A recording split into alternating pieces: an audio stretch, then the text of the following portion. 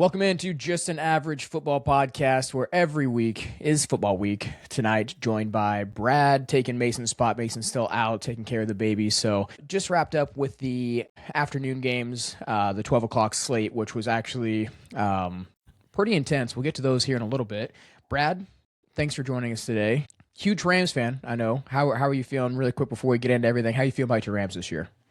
Well, I mean, I didn't know you guys rebranded. I was ready to talk about movies. I didn't.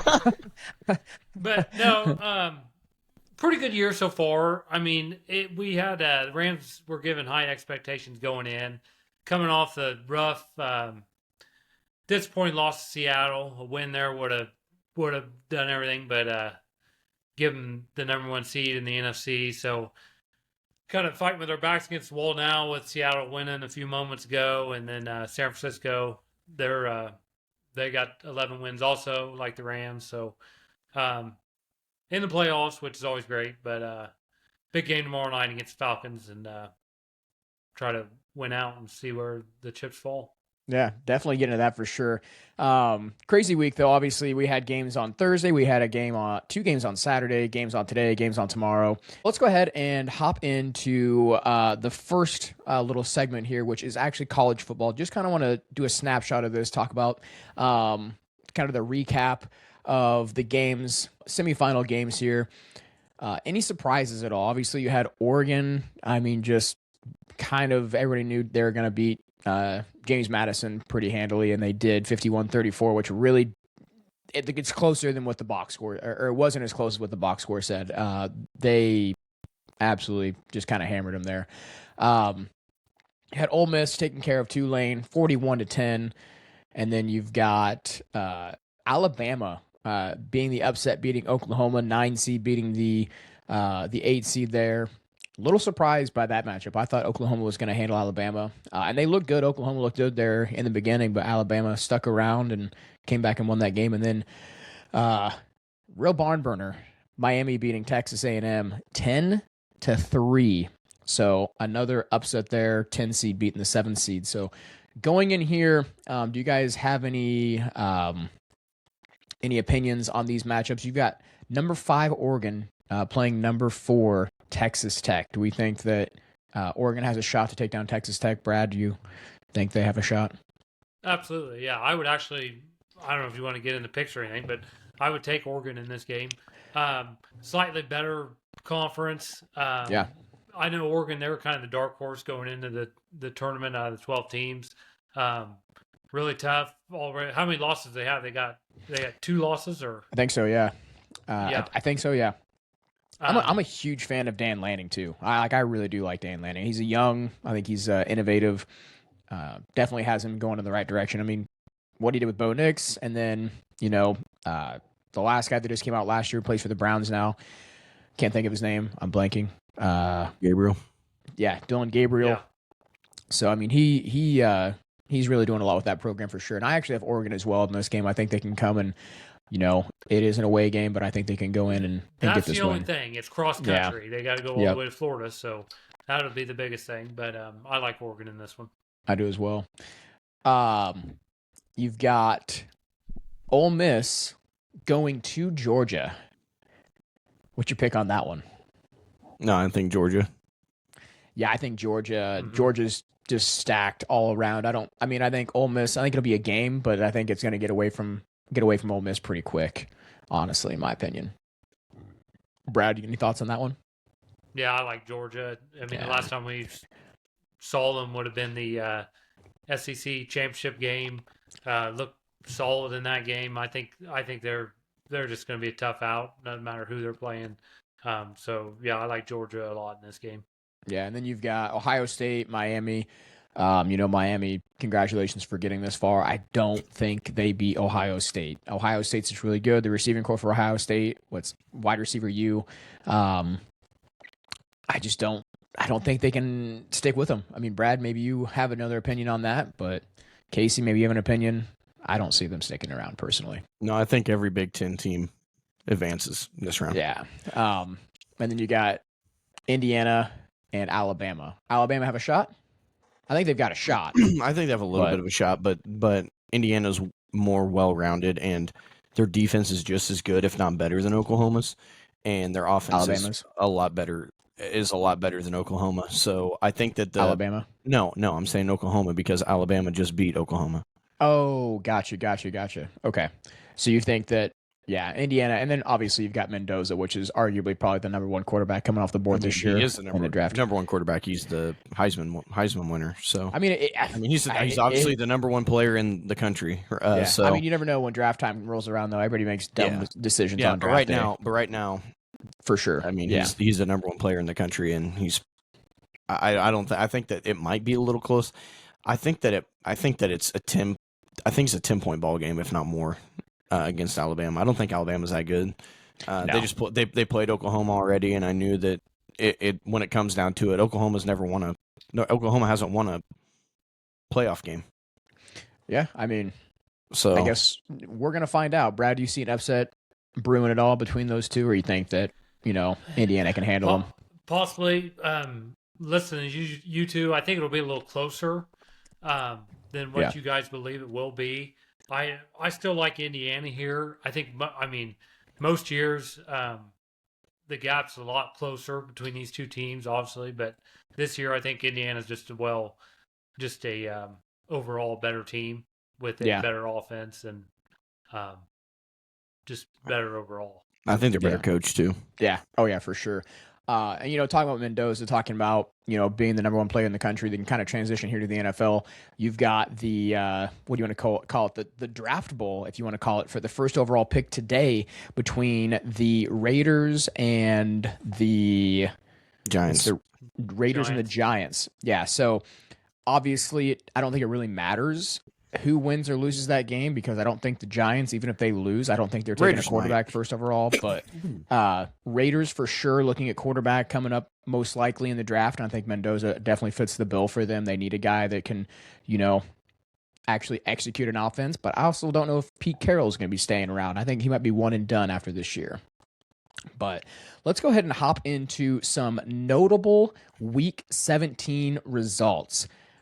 Crazy games like we talked about. Biggest game, obviously, I think we can maybe all agree on is the Browns beating the Steelers just about 20 minutes ago, making it so obviously the Steelers and the Ravens play next week.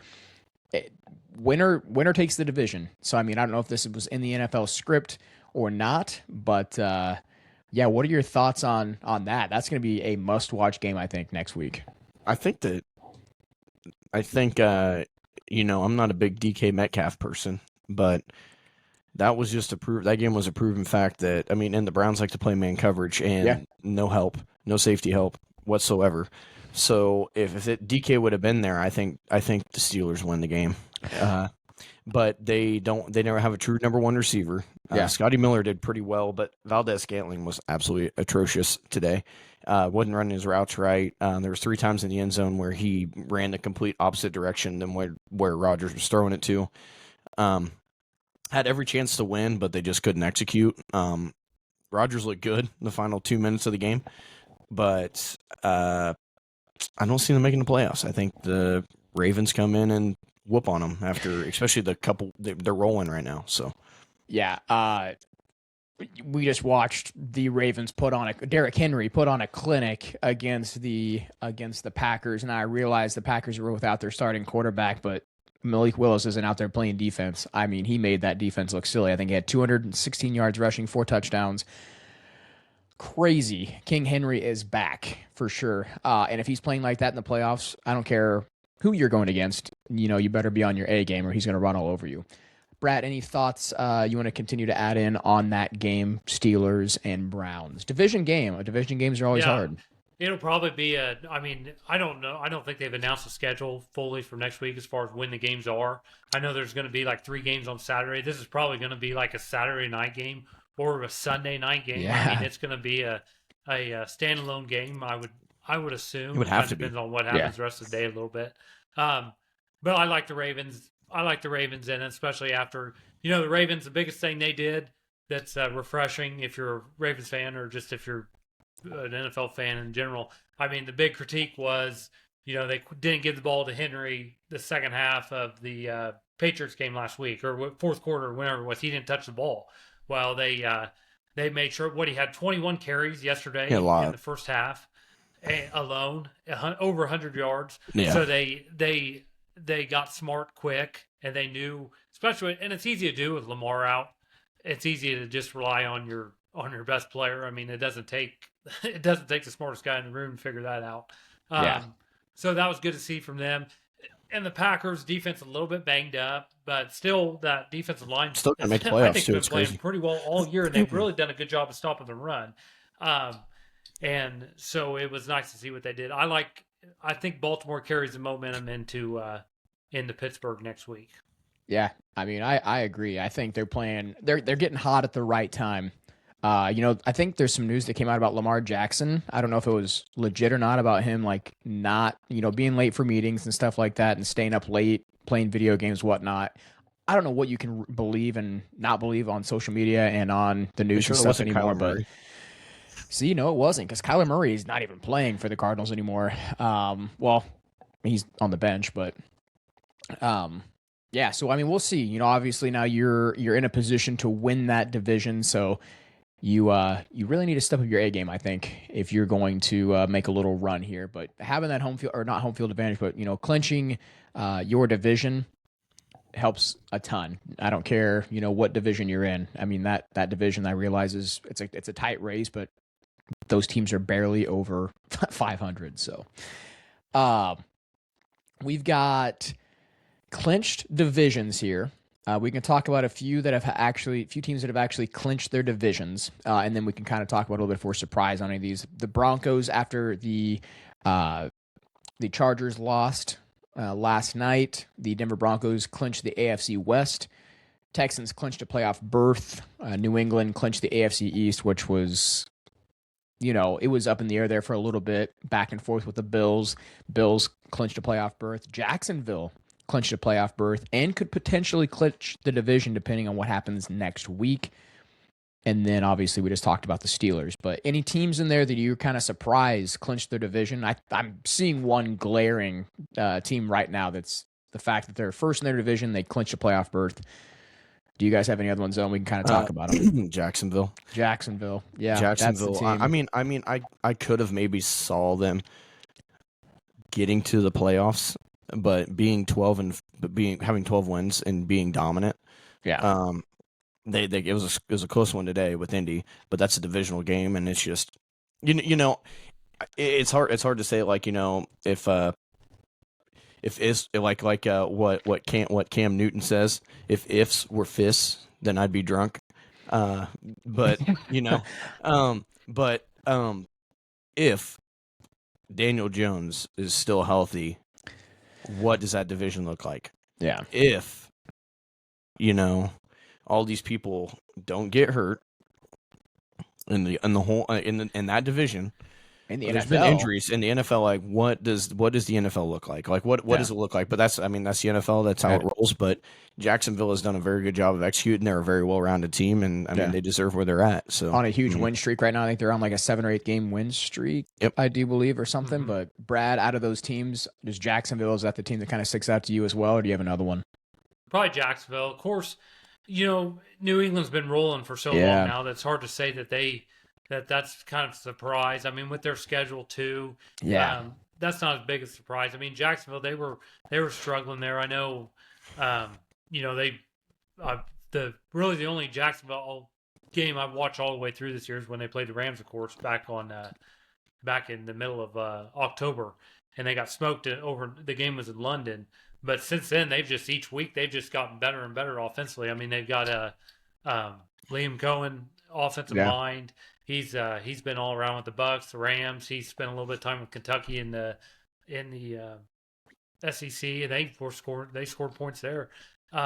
So, good coach, good offensive mind, just getting better all the time. So, but it is a big surprise. That division's kind of flipped. I mean, the Texans, they've also won I think they've won 7 or 8 games in a row also. Yeah, correct. And of course, they've had a great defense all and their offense long. is finally starting to get healthy. Yeah, offense they're going is to getting healthy. They're going to be a team that you might not want to play in the playoffs. Yeah. So, and let me just kind of clarify this and clear things up I realize because we've gotten a lot of backlash from this in the previous weeks talking about the Patriots. I realize the Patriots have an easy schedule, but I'm not taking anything away from Drake May. He has been playing out of his mind. He's playing the Jets today. Had 5 touchdown passes. They actually put in the backup. I think it was Dobbs. They put in 4, or Dobbins. He had 4 in the first half. 3 or 4 in the first half. Yeah. So, all credit to him and Vrabel and what they're doing over there. I still want to see the Broncos clinch that first round bye. It'd be great. I do not want to travel to New England and play them if we actually, get that far. But wow. Here's the biggest difference. And I know, Brad, we've had this discussion before. I keep saying that the Broncos are going to get bounced in the first round. We win really close games. We don't ever blow anybody out. We beat the teams we're supposed to beat, but it's by a very small margin. Whereas New England, they beat the teams they're supposed to beat, and they blow them out. They're supposed to beat the Jets. They beat them by like 40 points. We played the Chiefs, 3rd, 4th stringers. We're supposed to beat the Chiefs, but it was by, it was a 1-score game. So it just kind of scares me a little bit. I realize when playoff time rolls around, things could change a little bit too. But we're going to wait and see, So I got to give the flowers where they deserve to Drake May. Maybe the best quarterback out of that draft class. I think it's not really even a debate right now considering what he's done over the past 16 weeks and how he finished last season. But I think the only quarterback that you could maybe consider right now, if we're just talking strictly this year, is Caleb Williams with the record that they have. Yeah, correct. Your favorite team, the Bears. I know Casey talks very highly of the Bears every single week. Love the Bears. Big Caleb Williams guy. Brad, if you don't know this, Casey not a fan of the Bears, not a fan of Caleb Williams. So anytime he gets a chance to I'm a big Bears fan here in about 3.5 hours. He's gonna have his nails painted and everything. Yeah, I mean, he's gonna have nails painted. He's gonna say Caleb written across his fingernails. But yeah, transitioning over here to the NFC side, Philadelphia Eagles clinched the NFC East. Biggest surprise in that division is the fact that the Commanders didn't do as good as I thought they're going to do. I thought the Commanders were going to be a playoff team, but Jaden Daniels getting hurt. Obviously, when he was in 2-2, not great. Chicago Bears, just talked about him, clinched playoff berth, and they clinched the North. For the first time since 2018, congratulations, Bears fans. Ben Johnson That's also revamped a big that team. surprise. It is a big surprise. I thought Caleb Williams, he's got all the talent in the world, and, there was high hopes with Ben Johnson coming in, and he definitely, turned the team around. I mean, not even turned the team around. It was trending in the right direction. I think he just kind of solidified things a little bit and brought in his mentality and his work ethic, and very similar to how Dan Campbell is there over there with the Lions. But Seattle, Brad, no, you don't like to hear it. They clinched a playoff berth, but the Rams clinched a playoff berth, and the 49ers clinched a playoff berth. You've got 3 teams in the NFC. You guys are in the NFC East? West. Yeah, West. NFC West. Wow. Just a tough dog fight. Division. So is it still Seattle's? Did they clinch yet? Like clinch the division or no? Not yet.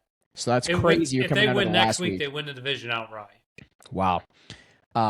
So what are the final games? Do you know the final games for Seattle, you guys, and the 49ers? 49ers play, what's their final game? Well, the 49ers play tonight Seattle in San Francisco.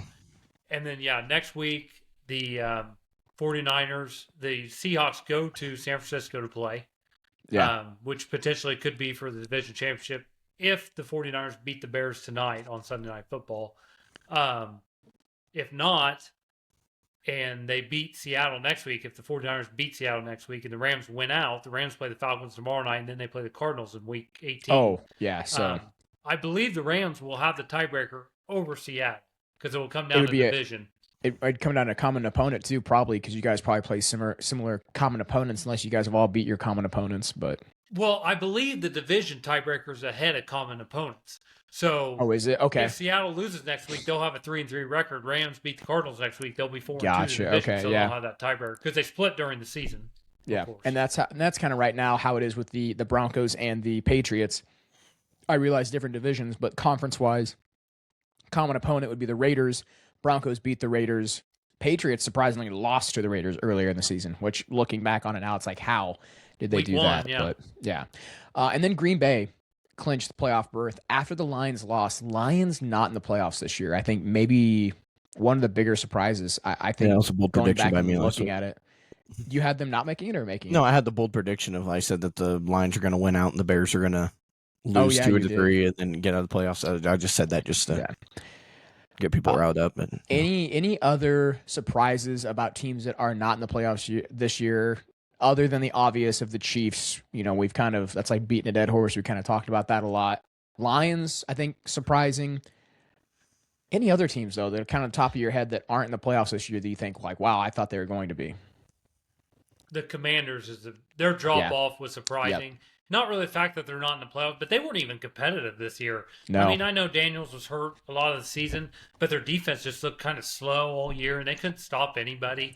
And they've had a lot of injuries throughout the entire team, both sides of the ball, throughout the season. But that was kind of a big surprise that not the fact that they didn't make the playoffs, but just the fact that they weren't really all that competitive at all. Yeah. I think the biggest surprise to me, rewind 9 weeks, you have the number 1 team in the NFL and the Colts, literally the number 1 seed to now just not even in the playoffs. They're 8-8. They went from first to worst in a matter of 8 weeks. 7-1. It's weren't they 7-1 or 6-1 or something like that? 7-1 or something like that. 7-1. Yeah. I mean, that is insane. Like you said, if Daniel Jones stays healthy, do they still make the playoffs? I mean, we're not going to know now, but it is it's crazy. I did not expect them to have that big of a drop off. I'm really not seeing any other team here that, I mean, the Bucks, I did not see the Panthers being this good this year. I didn't see so right now I think the Bucks if the Bucks are currently out. If Steelers win next week, the Ravens not making the playoffs is mind-blowing. Yeah, so we can kind of let's go over to that really quick, and we'll just kind of go through the playoff spots here. You've got AFC, Broncos at 1, Patriots at 2, Jags at 3, Bills at 5. Where's 4 at? Oh, 4 is the winner of the that AFC is North. Crazy. Okay, so this is insane. Broncos at 1, Patriots at 2, Jags at 3, Bills at 5, Texans at 6, and Chargers at 7. And then in the hunt at number 4 right now is the Steelers. So it could be either the number 9 Ravens or the number 4 Steelers taking that 4th spot, depending on how next week plays out. That's crazy. And then over on the NFC side, you've got the Seahawks at 1, Bears at 2, Eagles at 3, 49ers at 5, Rams at 6, Packers at 7. And then once again, you've got a 4 Panthers, 8-8 in their division. Yeah, it's or going a to be 7-9 Bucks. Yeah, it's going to be just like when it's just going to be like when Tom Brady made the playoffs this last year. Yeah. With a losing record. So I mean, you always have. Did that they have division. a losing record? Yeah, they had a losing record going into the playoffs. Did they really? Wow, I guess I did not realize that. They won their division, then they got killed by Creamed the by- Cowboys. Oh, Cowboys yeah. came Yep, Yeah. you're right. But just seeing how stacked that division is, though, is crazy. And the fact, I don't know. I mean, this is probably a topic for another podcast, talking about teams. Go by record and forget division. But I realize everybody has to have a team out of their division go into the playoffs. But I'd kind of like to see a playoff setup to where maybe a team doesn't. A division doesn't have a team going into the playoffs, but I realize that would make things a little bit different. But last year they talked about after the Vikings had that, they won 14 games and they didn't get a home field. They didn't get a home field advantage in the playoffs at all. So they were wild cards, so they had to go on the road. Yeah. So they talked about after that that they might do away with the division winners automatically having a playoff home game in the first round, in the wild card round. But then the Vikings got beat pretty bad in the playoffs, and you didn't hear much talk about that this year. But so I don't know. I don't know if it'll ever happen. Yeah. So really quick before we move on to the next segment here, I've got a couple more things I want to talk about. We are each going to pick one team from each conference that are currently in the playoffs a playoff team, current playoff team that we do not trust. So pick one playoff team from the AFC, one from the NFC, and why we do not trust them. So who wants to start that? I mean, so are we considering the 4 teams that are in the hunt with their division? So are we considering so are we considering that the Panthers are in the playoffs right now? You're going to consider that the Panthers, the Steelers, the Ravens, and the Bucks are all they're in the hunt. They're in the hunt. Let's not. Who's technically winning the division right now? So technically right now it's in the hunt, not on the bubble. So Steelers and Panthers, yes, because they currently are in the hunt, but they're not the Ravens and the Bucks. But they're technically not. So the Panthers and the Steelers are technically in the playoffs. They are in the playoffs, yes. Okay. As of right now, they're in the playoffs. Yep. So, yeah. So let's go ahead. Brad, do you want to start? What's your one AFC team? We can do AFC first, and we'll go NFC. And it can be anyway. It can be 1 through 7. It could be a road. It could be 1 through 7. Card, anybody? Yeah, we're just not going to do on the bubble. So the Ravens and Bucks, both in the AFC and NFC, they will be disqualified from this because they are currently on the bubble and not in the playoffs. So one team that you do not trust as the playoffs are approaching here in a couple weeks. Yeah, I think it's close for me, but I had to go in the AFC. I had to go with the Chargers right now. I mean, some of us just watching them last night at home.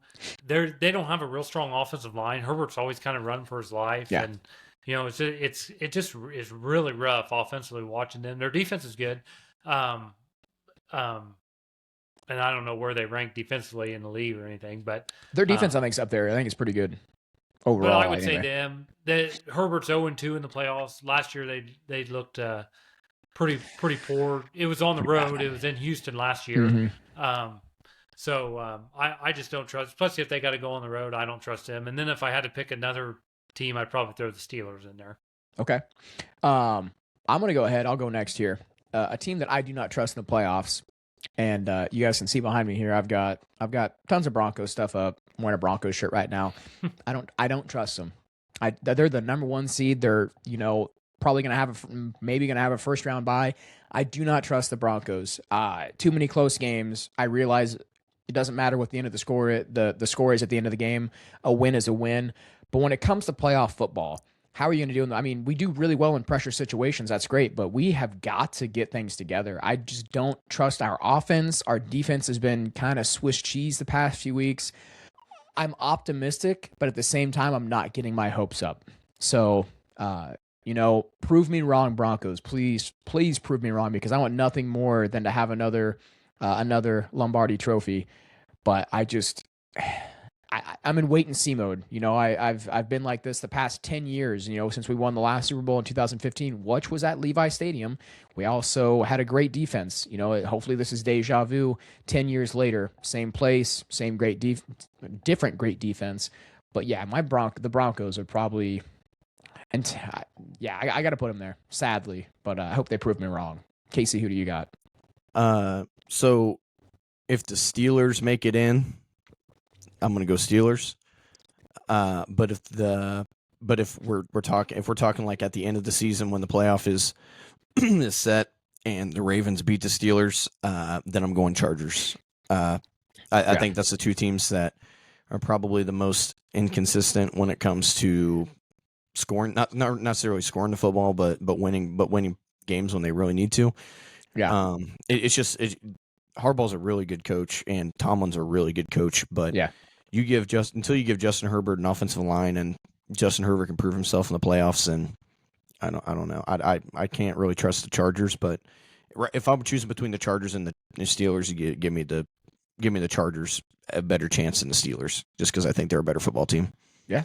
Okay. Let's transition over here to the NFC. I'll be intrigued to see if we have similar answers or not. Mine is going to surprise you, I think. But Brad, what do you got as far as NFC goes here? One team you do not trust. The Panthers being on the bubble and then Packers being at 7 there. Yeah, I don't know. I'm kind of like you. When you watch a team, when you watch every snap of a team, you see every ounce of ugly. It outweighs the good. I don't trust the Rams secondary right now. They can't hold a lead. They've blown leads to Philly. They've shot themselves in the foot against San Francisco. They gave that game away. They blew the 16-point lead to Seattle last week. They lost to the Panthers, who I watched every snap of that game against Seattle today. They're terrible. That would be the biggest thing, especially them going on the road. LA team, dome team, have to go probably cold weather right now. I mean, they would have to go to Philadelphia and play if the playoffs started this second. They might have to go to Chicago and play. Yeah. So I really don't trust them. But that's just playing it safe. If I had to pick another team, just taking my heart out of the equation, probably the Panthers. The Panthers have been the weirdest team all season long in the NFL. They play really good against good. Now, they've beat some good teams. Excluded. Yeah, they have. With today excluded, they played a good team against Seattle today. The Seattle team's a good team. Came into Carolina today. They did not play very well. They had a chance. It was 17-10 at one point, and they had it was fourth and almost. I think it was like 4th and 15, maybe almost 20, third and 15.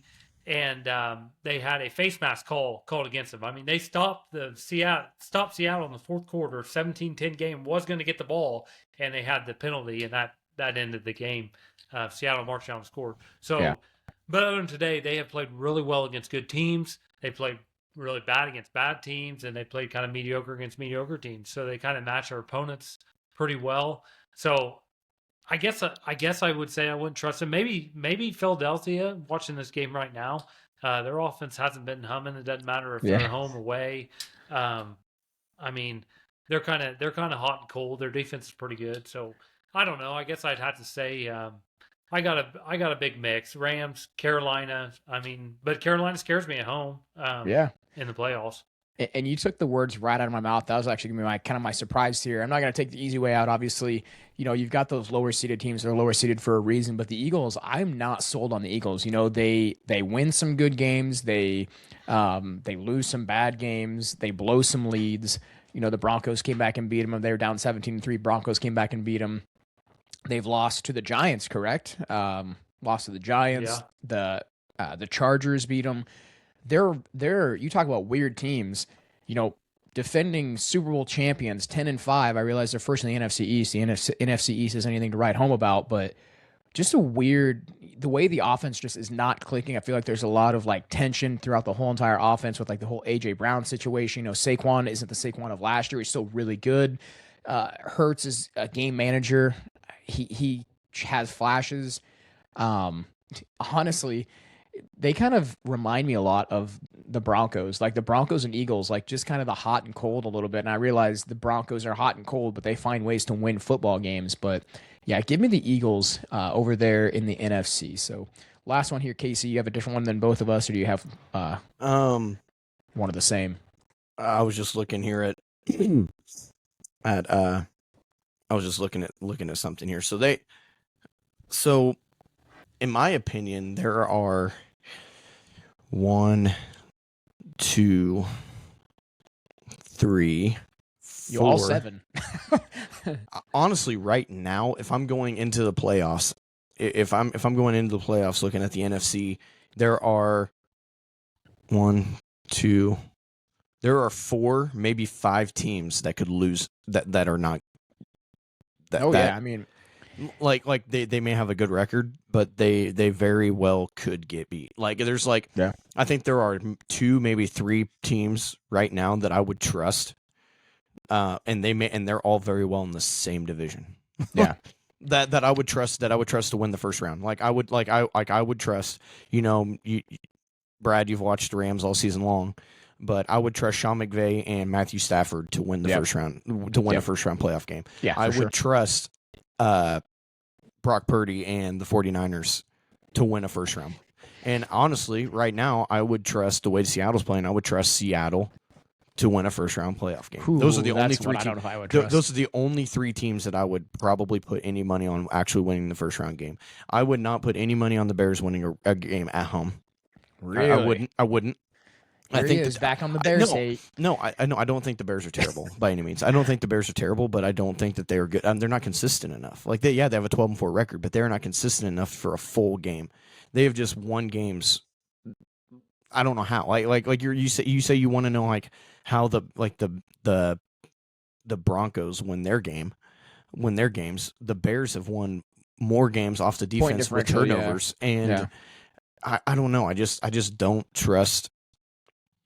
I just don't trust it. I think the Bears are gonna do what the Bears do. Yeah, and but if I'm picking a team right now, I'm probably going the Packers. I don't think that the Packers. They've been plagued with injuries. They're still really young. They're a really young team. They're really young defense. They have a lot of injuries. They lost their best defender, Caleb Williams. Jordan Love is just not. He's not going to be 100% going into the playoffs unless he takes next. They clinch, so maybe he takes next week off. Just take it off unless it changes where they move up in the seeding. But yeah, I don't know. I mean, I would honestly.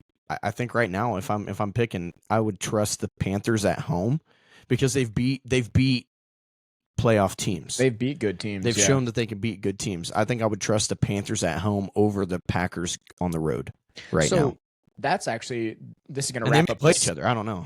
Yeah, this is going to wrap up this segment here. One lower seed no one wants to face, and that could be for the AFC or the NFC. You just brought up the Panthers. I'm going to say the Texans really quick. The Texans are getting hot, and they're kind of peaking at the right time. They're on a 7-game, 8-game. I think they're on a 7-game win streak. 7-game win streak. That defense, love my Broncos defense. Think they're really good, but that Texans defense is elite and the best defense in the NFL. No, I don't think anybody wants to see them, especially in the playoffs. If you got to travel, I don't think you're going to have to travel to Houston, but defenses travel really well. So, wherever they go, they're going to put on a show. I think they're going to have a lot of turnovers. I think they're going to put pressure on the quarterback, no matter who it is. So, I think the Texans definitely one lower seed that I personally would not want to face in the playoffs. Brad? Yeah. So just going along with that a little bit, I think in AFC, I wouldn't want to play the Bills offense. Ooh, yeah. I wouldn't want to play Josh Allen, I should say. That'll. And I would want to see him, and I would want to see the Texans defense. If you think about the Texans, this would be their third straight year in the playoffs. CJ Stroud is 2-0 in wild card games. He actually plays better in the playoffs if you look at his career. Yeah. He even went in the Arrowhead last year in the divisional round. Played pretty well. Yeah. So I wouldn't want to see them right now. Their offense, they're doing better. They're getting Nico Collins is unreal. So their offense is getting better. Yeah, you did. And but yeah, Josh Allen, with all his experience, and I think this year they're just. If you look at their games, they're kind of hot and cold, of course.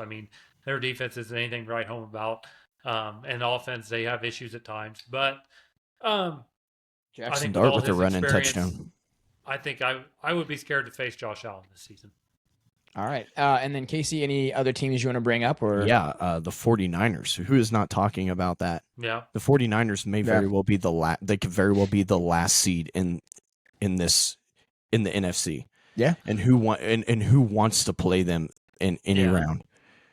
They went to the Super Bowl without a quarterback. Yeah. They are a very good playoff team. And Brad, am I wrong? Would they not get the last seed? I think the worst they can be is 6th seed right now. The worst they can be is 6th seed. I think with the Packers lost last night, they're locked into 7, and it'll be either the Rams, Seahawks, or 49ers in 5th and 6th seed. Yep. See, that's still. It just depends. Those are still a lower seed. Six or still a low seed. I wouldn't want to play either one of them in the playoffs. What the 49ers have done this season is pretty incredible. Because Shanahan. I don't know how close you follow them. I follow them pretty close because of the division. But just no defensive players all season. They're playing some third stringers at certain spots. Yeah. Robert Saleh has done a great job. He'll probably is a very. I don't know if we get chance. I don't know if we get another. He might just stay. I don't know. Yeah. Oh yeah. I think the same can be said by a lot of these defensive players. Back up the money truck. You get them to stick around. The defensive coordinators. They're thinking about to piggyback off that a little bit. They're talking like the Browns defensive coordinator getting a head coaching position. Yeah, somewhere. It's crazy though. It just goes to show you that 49ers good and scheme, Bills, good coaching can go a long way. 49ers and Bills. I got. The Texans. Yes, that's a valid point with them being 2-0 in the wild card games. But the Bills, I would not want to play home or away. I would not want to play Josh Allen. Yeah, that's the thing. They can play. The Bills are probably likely going to play I'm trying to think how they could if they keep that fifth seed. They probably got to win today to keep the fifth seed, but that means they're going to go to either Baltimore or the Steelers. Who would you pick in that game? Easy. Baltimore or the Steelers? Like Baltimore. No. You take no. I mean, like the the game. Bills playing. The Bills The going. Bills playing yeah. either the Steelers or the Ravens. Yeah, I Oh, got the Bills. 100%. Yeah. So Bills. But all right, well, I think that's going to wrap it up for the first segment that took 41 minutes here. So that was a lot of really good conversation, though. Transitioning over here to segment 2, Brad, you haven't done this before. This is what we call What in the World of Football. So basically what this is anything ridiculous, unbelievable that happened throughout the week of football that you've seen up to this point that you think is worthy to talk about. So I will go ahead and start off. If we have some of the same ones, we can kind of, clump them into one. But my What in the World of Football, Minnesota Vikings beat the Detroit Lions on Christmas, and maybe one of the strangest wins of the season. Vikings finished, and I don't know if you guys have seen this or not, the Vikings finished the game with 3 net passing yards. Finished the game with 3 net passing yards and won the football game. That is, I mean, what in the world? How are you winning a football game and only throwing? Now, obviously, I think that it was Brosmer that was in there at the quarterback again for the Vikings, I do believe. I think he had more than that, but net yards, you take away all the rushes, the sacks, whatnot, his total net yards was 3. Detroit's offense looks just out of rhythm, very predictable, and it kind of begs the question, was Ben Johnson the motor that was running that whole entire thing? Like, was he the life of that offense? You see that the Bears offense kind of came to life when Ben Johnson came over, but now he's gone, and the Lions offense has not looked the same without Ben Johnson. So maybe that's a question for you guys, question for the listeners. Do the Lions need to figure something out on offense? Was Ben Johnson, the motor of that team as far as the offense goes? Let us know in the comments. But what do you guys think? Casey and Brad, that could be just a little quick discussion here about the Lions, because they haven't looked good ever. I mean, they've looked okay this season. They've had some good games, but they did not look good against the Vikings. I think that their loss to the Steelers just kind of solidified their season. I think that they just kind of popped the balloon in their sails, and I think they're just kind of chalking this up as, we were there, but we're not there. We're just going to chalk this up as, injury, and maybe try and find an offensive coordinator in the offseason, someone that can maybe fill a little bit of Ben Johnson's shoes. I mean, you see what he's doing in Chicago, and he's doing a fantastic job with Caleb Williams. And I mean, I think that you can say that about a lot of teams that picked up new offensive coordinators or new coaches that are offensive minded. Like, look at Trevor Lawrence thriving this year, and look at Caleb Williams thriving this year, and look at I'm trying to think of Drake May thriving with Josh McDaniels. I mean, it's just, it's a proven fact that if you have a good offensive coordinator with a good scheme caliber potential quarterback that's going to be a franchise quarterback, I think that it points win the games, and and that helps. So I mean, what a terrible time though for them to kind of fall into a slump though, as far as the Lions go. That's not ideal for them, but definitely a what in the world moment for me. What do you guys have, Brad? I don't know if you have one or not, Brad, that you had throughout the week or not. I don't have any. I don't have a great one, but I'll probably use it as my. Are we doing this? Can't be real moment also. Yeah, I mean, yeah. If you think that I'll do this for both. Okay. You know what I love? I love the Pop-Tart Bowl. Did I watch the game? No, I didn't watch a second of it. But anytime you got here, I'll start with the field. They've been playing this game for a few years now. I think Kansas State won it. That might have been the first year, a couple years ago, Kansas State won the game. They designed the field as a Pop-Tart. They got sprinkles in the end zone. I think one year they did a full-looking Pop-Tart. And they always do the Hot Fudge Sundae Pop-Tart, which is the most overrated Pop-Tart. But I don't care. The field's cool looking. The logo's excellent. There's a bite out of the top of the logo. So that's how good. I think this is the funnest. It's the funnest bowl game right now. It's better than the PapaJohns.com bowl they had there in the 2000s. PapaJohns.com. So they designed the field. They've got the Pop-Tart mascot jumping around. The winners get a giant Pop-Tart cake that they eat. And probably the coolest thing, this is my can't be real moment, the trophy is a toaster. They have Pop-Tarts in the trophy. They toast the Pop-Tarts pop out of the trophy. Imagine that being at your school. That's awesome. I love so that. the take. coach, BYU won the game. They beat Georgia Tech this year in the Pop-Tart Bowl. Their coach, he snags a Pop-Tart out of the trophy, stuffs it all in his mouth, throws it up in the air. He's staying there. Of course, he could have took a job somewhere else, but he's staying at BYU. So I thought that was cool for him, for the team, and the Pop-Tart Bowl. It's cool for the teams that actually, Yeah. It's cool for the teams that actually, play in their bowl games. that play in their bowl games and actually want to win and treat it like it's a like it's something special for the school. I mean, winning a bowl game, winning a bowl game is good for those smaller schools that really don't get a lot of love and support. Or they don't make the playoffs, but probably would get smacked in the playoffs and can win a game that they can be proud of. So that is pretty cool. I like that. That's awesome for sure. Yeah, it's been a while. I think Mason's done a high school what in the world moment. We haven't had a college what in the world moment in a long time. So I love that a lot. That's really good. Casey, what in the world moment do you have? My what in the world is kind of like Brad's. Okay. Like it's both. My what in the world is what in the world on Saturday and Sunday football in general. Yeah, we got these teams beating teams that they shouldn't beat. Like you have the Browns beating the Steelers, who fighting for a playoff spot, and the Browns are treating it like we're not giving you this playoff spot. You know what? And they're screaming every second that Myles Garrett was back in the backfield, trying to get that sack. I think. I'm going to interject real quick. I think they were more worried about Myles Garrett breaking the sack record against them than they were about actually winning the football game. Yeah. And honestly, watching that game, like as soon as Aaron Rodgers got the ball, it was out of his hands. It's like, are you really that worried? He wasn't even scanning the field. But yeah, go ahead. That was crazy. And then you have the Dolphins beating the Bucks. Shouldn't have happened. Backup quarterback, backup players in the game, backup defenders in the game. Baker Mayfield's not looking like Baker Mayfield. Really up and down. Really, like you've been saying this whole season. Like they're the Panthers and the Buccaneers are trying. Like who doesn't want, like who's trying to not win this win this division? Like it's ugly. And then you have the Ravens beating beating the Packers. I mean, but I knew that I figured that was going to happen. Like that's something that I saw happening. Like I did not see, like before the game started with the Steelers and the Browns, I was like, what's going to happen? The Steelers are going to win. Myles Garrett's going to get that no matter what. Like Myles Garrett's going to get that sack. And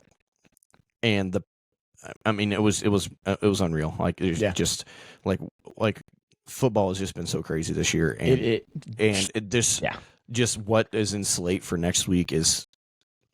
It's awesome. I can't it's wait. Awesome. I cannot wait. But yeah, a lot of what in the world moments, and we're only going to have more of those as the season goes on, whether it be, the playoffs, whether it be the Super Bowl, whether it be the offseason. You're going to see probably a lot of free agents go other places, maybe some big trades happening, but I'm here for it. I'm ready for it. Transition here to Monday Night Football best bets before we head into our blind rank, not blind ranking, blind I don't know what you want to call it. You guys are going to have blind comparisons. That's what I'm looking for. So got a game here at the end. But first, our Monday Night Football best bets. This is Rams at Falcons. We talked about that. Brad, I know you're not a betting man, so you don't have a best bet for Monday night, do you? I don't have a bet. I can jump in with some opinions and things, but so we'll let Brad decide which one he thinks is a better value here as far as bets go. My best bet for Monday Night Football is Kyren Williams over 70 rushing yards. Falcons have a bottom 10 rush defense. Rams have a top 10 rushing offense. It's currently plus 118 on FanDuel. And I do believe his last 5 games, let me check this to make sure I'm right. His last 5 games, which were against pretty good teams, Tampa Bay, he only had 46 yards. Carolina, though, trending up. Carolina, he had 72. Arizona, 84. Detroit, 78. And then Seattle, exactly 70. So I believe that he can go out there and put up some good yards on the ground. I can see the Rams, still putting the ball in the air a little bit. I realize that the Falcons' pass defense is a little bit better, so give me Kyron Williams 70 yards on the ground. And then Casey, what do you got for tomorrow? So I'm gonna go the opposite team. Ooh, okay. And I am going Drake London for 70 plus receiving yards. Wow. What is that? What are your odds on that? It's plus 70. Or it's plus 104. Plus 104. So slightly not as good of odds. No, he's averaging 83 and a half receiving yards this season. And and he's obviously getting the most targets. I could have went with a little probably safer bet, and I was gonna go Puka for plus 100 over 120 receiving yards. I think he was gonna go off. He's averaging 113. Falcons pass defense is a little bit better. Yeah, but give me Drake London. Give me Drake London for plus 70. I like that a lot. Brad, which one of those do you like the best out of those two? I would probably go with Casey Drake London. With Kirk Cousins, smarter quarterback, gets rid of the ball fast. Like I've mentioned it earlier in the show, Rams secondary, they're a little bit beat up. They just haven't been playing as well. So I do like that bet. I think he's getting healthy. I know London's been kind of banged up this year. Their offense is playing a lot better. They're healthy now. Pitts also has been playing pretty well. So I definitely like London. Williams too. That's a good bet. The only thing that I'm hesitant about that one is the Rams. Kevin Dotson, I believe he's right guard. He is out tomorrow.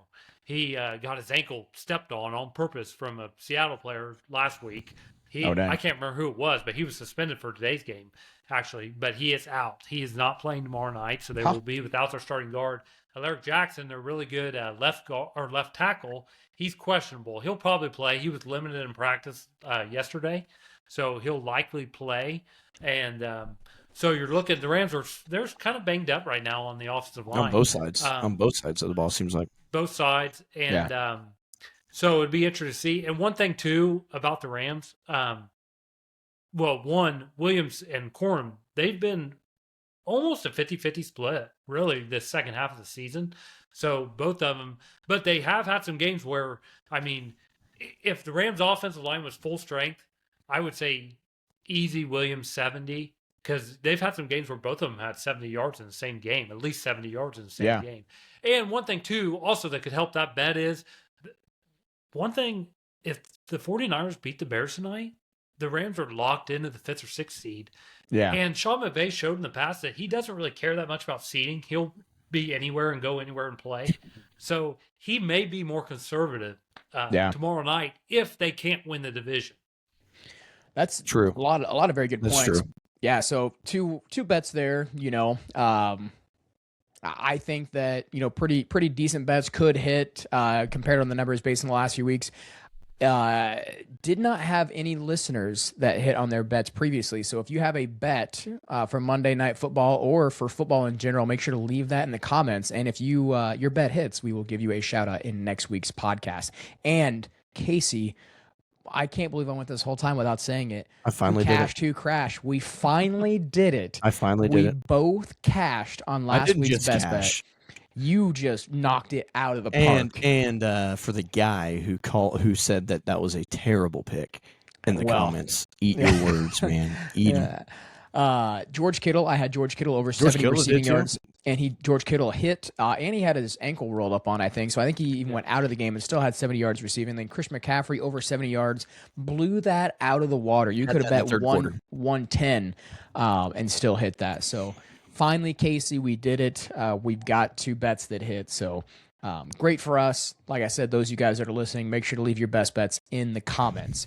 Don't go anywhere. Quick word from Smacking Sunflower Seeds, and then we've got our blind comparison when we get back. All right, time to talk about a game changer for snack time. Smacking Sunflower Seeds. These aren't your average dry, dusty seeds. Nope, Smackin' takes flavor to the next level. Bigger, bolder, and straight up addicting. Whether you're chilling at the ball field, gaming with friends, or just need something to keep your hands busy, Smackin' has you covered. And the best part? No soggy seeds, no weak flavors, just pure Smackin' goodness in every handful. So if you're ready to upgrade your seed game, grab a bag of Smackin' Sunflower Seeds today and get ready to start smacking. Scan our QR code or click the link in our description to get 10% off your first order.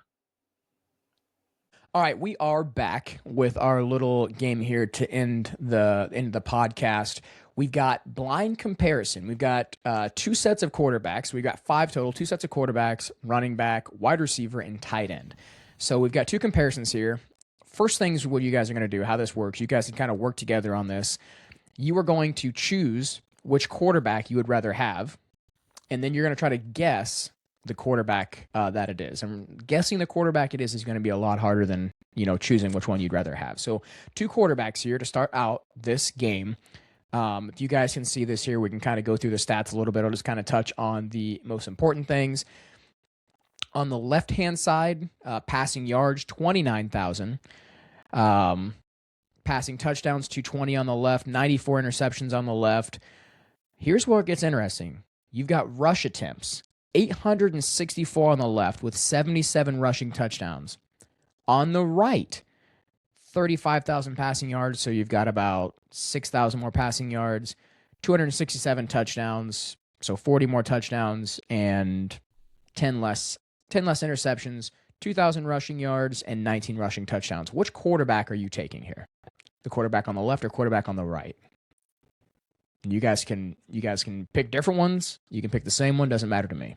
I'm going the one on the right. Going the one on the right, Brad? Well, it's tough because I like I like how I'll go left because they look more like a dual threat maybe. Okay, so we got Brad on the left, Casey on the right. Any guesses on the quarterbacks that you chose? I think the one on the left is Lamar Jackson. Okay. And I think the one on the right is Josh Allen. All right. Brad, any guesses? Yeah, I like Lamar for the left. I would say I don't know how many I don't rushing. know I don't know how many rushing I would yards say he that would have more rushing. Josh. I think Josh Allen does have more rushing yards than that. But I don't know what other quarterback runs that much and throws that much. Maybe Patrick Mahomes, but Patrick Mahomes has a better record than that, right? I don't know. Do you want to go ahead and we'll go? It wouldn't be Jalen Hurts, would it? No, it could be. We can reveal here. No, Jalen Hurts hasn't thrown that many passing yards. So we're going to go ahead and reveal the first quarterback here. That's true. And we're going to see if you guys are right. Oh, Josh wow. Allen on the left here. Patrick Mahomes on the right. So Josh Allen, 77 rushing touchdowns. So like you said, dual threat quarterback here, but not Lamar Jackson. It is Josh Allen. So are you guys sticking with your things? Do you guys, Casey, would you rather have Patrick Mahomes over Josh Allen and vice versa to Brad? Man, I don't know. I love Josh Allen, man. I would love to have Josh Allen on my team. Okay. All right. But I mean, you can't go wrong with either one of them. But yeah, you really can't. I've loved Josh Allen since he came into the league. I'll probably buy a jersey, especially if they make a deep playoff run. I'm probably buying a Josh Allen jersey. So, and who knows? I may eventually convert to like a same conference love of both teams. So yeah, I might just slowly transition away from the Dolphins and then go over to the Bills. No, I have too many Dolphins. I've converted completely to fully being a Dolphins fan, but I love Josh Allen and always root for him in the playoffs. So love that. Yeah, I would personally probably choose Josh Allen. Brad, you sticking with your left selection of Josh Allen here? I think so. It's easy to say that right now. I mean, one stat you look at, he's 5-1. This is head to head, right? Regular season, he's 5-1 regular season against the Chiefs. But then you look at the playoffs, it's 0-4 in the playoffs. I guess I didn't look at the regular season and the playoffs. I could have told you what the players were. That's because I had it hidden. That's why I was going to say. That's why I didn't. If I knew that, then I would have known that. Yeah. All the head-to-heads are hidden. All right, so we're going to go to the second group of quarterbacks here. Overall stats. Once again, I'll zoom in here so you guys can get a good look. These are new quarterbacks. You are correct. Left side, you've got pass yards, 7,500, 54 passing touchdowns, 23 interceptions, 167 rush attempts for 737 yards, and 9 rushing touchdowns. On the right, you've got 6,223 yards, 40 passing touchdowns, 18 interceptions, 6 rushing touchdowns, 808 rushing yards. Very similar quarterbacks, honestly, very similar. One has played 5 games more than the other one. And then records also pretty similar. Give me taking? Give me Bo Nix on the left. Okay, so you think we got Bo Nix on the left? Okay, Brad, what are you thinking? Trying to think who the other quarterbacks were that came out. I would say Bo Nix. Caleb Williams maybe on the right. It could be. It's either Caleb Williams or. It's not Drake May. No, because he had more losses. Is it not? Yeah, well, he has I was more thinking losses. It was Drake May. I don't think Drake May has. Is Drake May positive in this? technically. He has probably. Hey, It how many can't wins be did he have last Daniels. year? How many wins did they have last year? I don't know. Who? How many wins did the Patriots have last year? 2. 5 or 6. So then, yeah, that's not. Well, May. maybe less than that. They might have been 3 or 4. All right. We'll do a final review here and see. Brad, did you pick left or right? I'll pick left. Okay. So it is Bo Nix on the left, And Drake Drake May on the right. I think if Drake May plays 2 complete seasons, I think he's probably beating Bo Nix's number. Really thought my biggest thing here is I thought the touchdown to interception ratio was a lot different than what it was. Because I feel like Bo Nix throws a lot of interceptions, 54 and 23. I mean, very similar ratio to the 40 and 18. So not as far off as I had originally thought. Yeah, I mean, yeah, I'm probably taking Drake May over Bo Nix. I think I am too, personally. I think Bo Nix is just too spotty, and Drake May's been playing out of his mind even the end of last year and then going into this year. So They must Brad, have only you had with 2 Bo or Nix, 3. you They going must only Drake May? had 2 or 3 wins last year. Yeah, he didn't play very many games.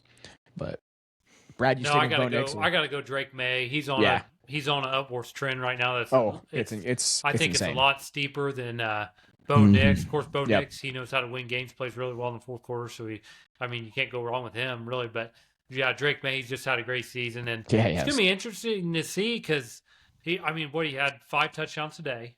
Yeah. So, and it'll be interesting to see what Stafford does tomorrow night because I think maybe MVP race. Maybe I'm wrong, but I think it's between those two. I know they're the 2 favorites, betting odds to win for the MVP. So it'll be interesting to see because Drake May's going to finish the season possibly with number 1 seed. Yep. What was today? Did they get win number 13, 12 or 13 today? 13. I think they're currently tied with the Broncos. So going in next week, maybe 14 wins, probably 14 wins. It's crazy. Stafford could be the completion percentage at 69% is pretty good as well. Yeah. So it'll be interesting to see how they finish. Yeah, for sure. Moving on here now to receivers. We've got receivers. I had to look and double check here. We've got 2 receivers. 2 completely different receivers. Over half the games. Very different receivers here. So you've got and like I said, the different receivers, but we'll have to see kind of who you want here. So on the left, we'll go through receptions, 536 on the left for 6,113 yards, 44 receiving touchdowns on the left. It's kind of the main ones there. On the right, 4,000 yards on 298 receptions. So almost half the receptions and 2,000 less yards. 17 receiving touchdowns and some rush attempts in there. 2 rushing touchdowns. Which receiver are you guys taking? It's hard because you look at the games. 82 games. games on the left and 42 games on the right. So you got to take that into account as well. 82 games on the left, 40 less games on the right, and still half the receptions. Yep, and still has 4,000 yards. Touchdowns aren't there. Touchdowns are important, but yeah. So the one on the left definitely gets targeted a lot in the red zone. Yep.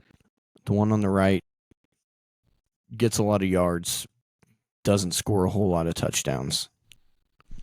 And they rush a little bit. I'm trying to think of what speedster that would be.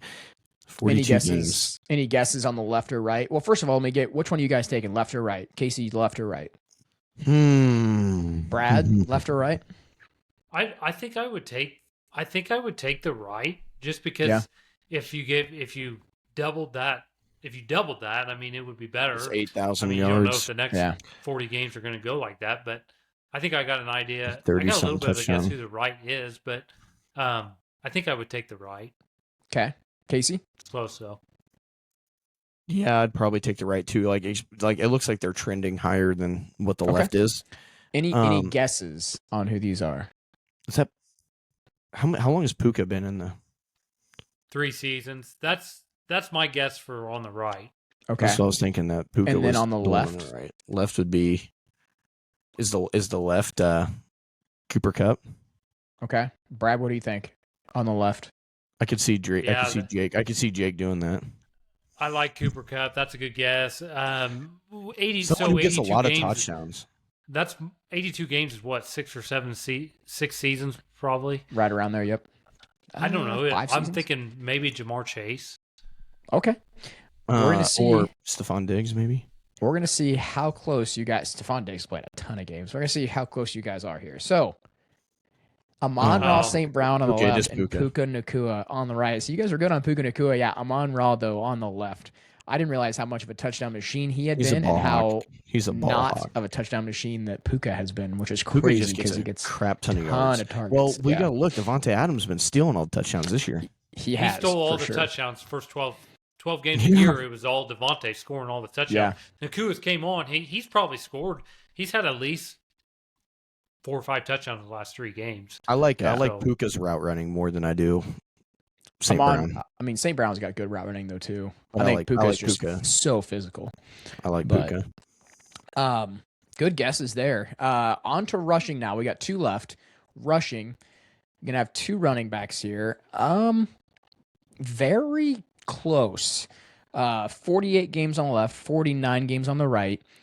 Let's see. You've got 3,500 yards on the left, 39 rushing touchdowns, 178 receptions for 1,400 receiving yards and 9 receiving touchdowns. More rushing yards on the right with 3,682.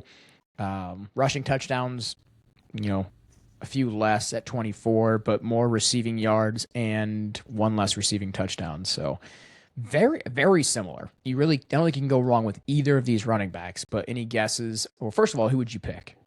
I'm going left because I like all the touchdowns. Okay. Left. Brad? Yeah, I think. No, I'll go right. That's some Okay. more receiving yards. Both of them have a lot of receptions, but I would go right. Okay. Any guesses? 49 games. 49 games on the right, 48 games on the left. They got to be running backs that play. Yeah. That don't get hurt. I think. Any guess? Okay. I bet Brad's got one. One of them's got to be Jamar Gibbs. Okay. I think Jahmyr Gibbs is probably the one on the right. Jameer. Jameer's probably the one on the right. He don't get a lot of touchdowns. He gets a lot of yards though. Oh, that's true. The left, who would the left be? That's around his draft class. I'm very intrigued to see who you guys say. Who gets a lot of touchdowns? This is a good one. I like this. I like this matchup. Trying to think. Yeah, it's tough. If you guys don't have a guess, I can just... Christian McCaffrey's been in the league longer. Yeah, than he's been in the league a long time. Yeah, I have no clue. Okay. So you said that Gibbs on the right, not sure about the left. Gibbs No, is he's on the actually left. on the left. sense. Bijan on the Maybe right. Gibbs does get a lot of touchdowns in. He has a Wow. ton of touchdowns. I think he actually broke Barry Sanders' record for touchdowns before the age of 24 or whatever. Okay. Yeah, so a lot of touchdowns, I think total touchdowns anyway. He's got, 48. So I like Jahmyr Gibbs. I had Jahmyr Gibbs being a top running back this year, didn't I?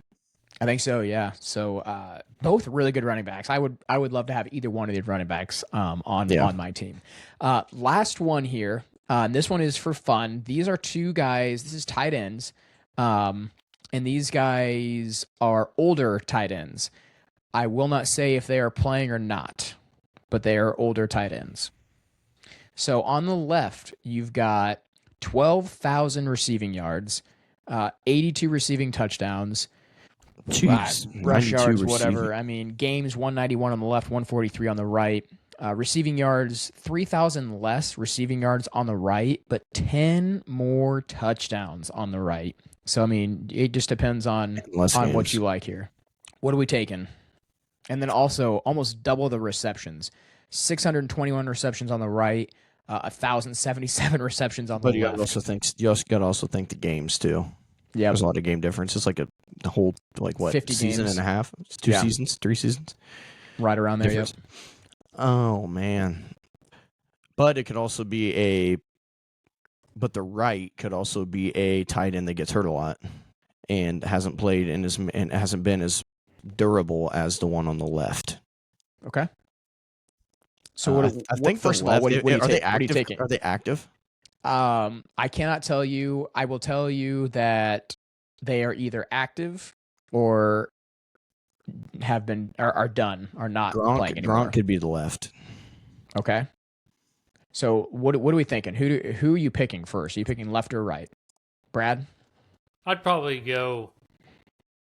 I don't know. Dude, saying that it could be somebody retired or not playing right now throws me off because immediately I'm trying to think when George Kittle came in the league.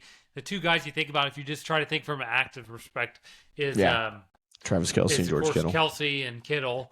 And Kelsey's probably he's probably played more I'll tell you right games. now, one is currently active and one is currently retired. Yeah, Gronk is on the left. Okay. So then who do you think is on the right? On the right is probably it's got to be Mark Andrews maybe. Okay. I'm going to go Mark Andrews on the right because he gets the ball a lot. He gets a lot of touchdowns. Brad? On the right, I'd almost go Gronk. He's probably played more games than that. Gronk's got a lot of yards. Okay, so first, are you guys both taking the left then? Yeah. Okay. Or I'm taking the left. I'll take the left too. Okay. So final guess. Who do you think the final guess is for the left? I'm going Gronk on the left and Mark Andrews on the right. Okay, Brad? I'll run with that too. I don't know. All right, here we go. Oh, wow. Okay. Kelsey on the left. Gronk is actually on the right.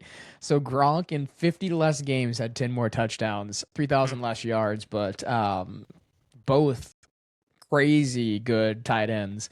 I did not realize how many receiving yards that Travis Kelce had until I was putting this together, but and receptions. Gronk's crazy. Just been hurt. Just got hurt so much. And yeah, he had a few injuries, but he had 92 touchdowns. I mean, obviously the biggest red zone threat that Tom Brady had, but yeah, that is gonna wrap it up for that. Were you guys surprised by this one?